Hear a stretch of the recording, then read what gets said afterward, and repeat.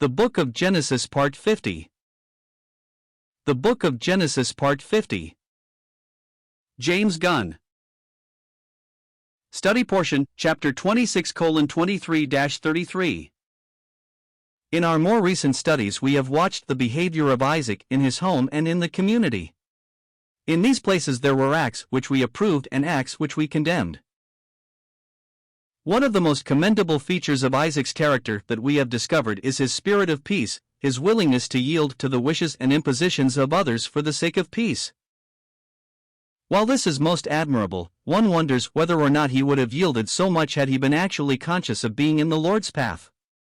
There are certain expressions in this portion, which dealing with his history, lead to the conclusion that his going to Gerar was a plan of his own. Let us examine this passage in detail. The return. And he, Isaac, went up from thence, Gerar, to Beersheba.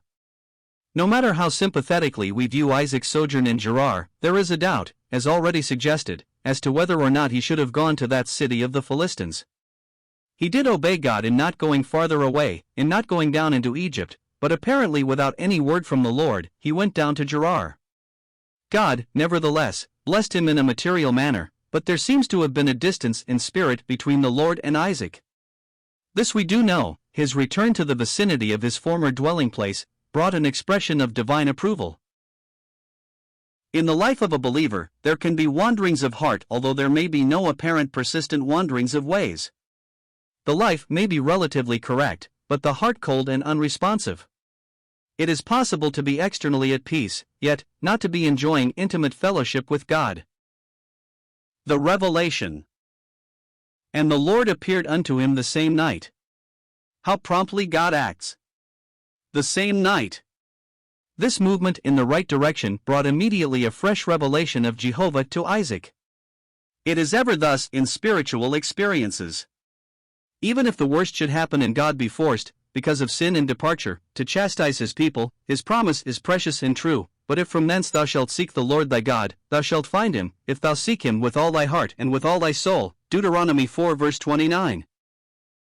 Isaac's experiences were in many respects similar to those of his father Abraham. There was not the constant change in those early times that we find today. Life in general was quite stereotyped in those early centuries of human history. In certain respects, notwithstanding, Isaac was very different from Abraham. Isaac's life was more settled, his years of wandering were few, only from 8 to 10.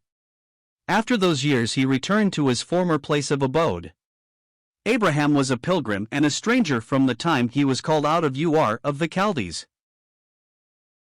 This difference should also be noted: Abraham was a stronger character than Isaac.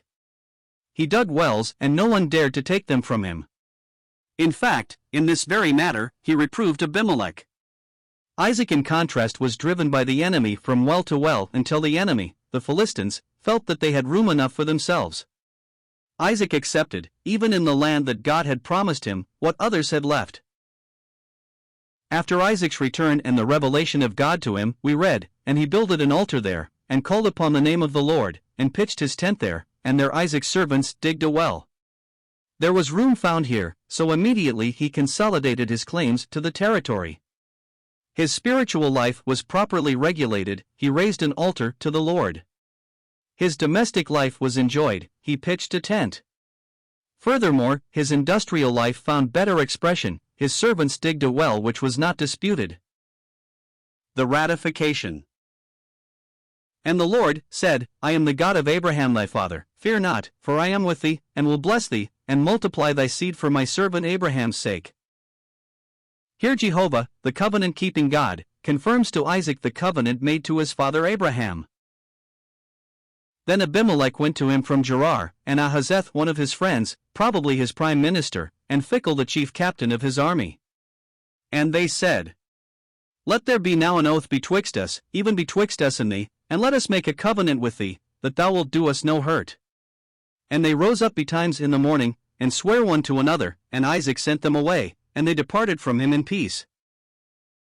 It should be understood that the appellation Abimelech, meaning royal father, was probably a title given to royalty and was similar to the title Pharaoh given to the Egyptian kings.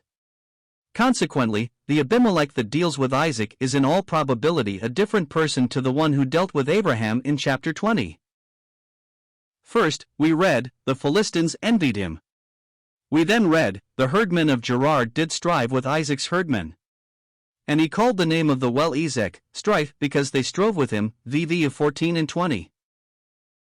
God's preservation and blessing had increased Isaac's power and prestige until Abimelech said unto him, Thou art mightier than we, v. 16. It is obvious that Isaac's strength and influence disturbed the authorities at Gerar, and led them into a peace pact with the patriarch. There, on the exact spot where Abraham his father had entered into an oath, Isaac did likewise.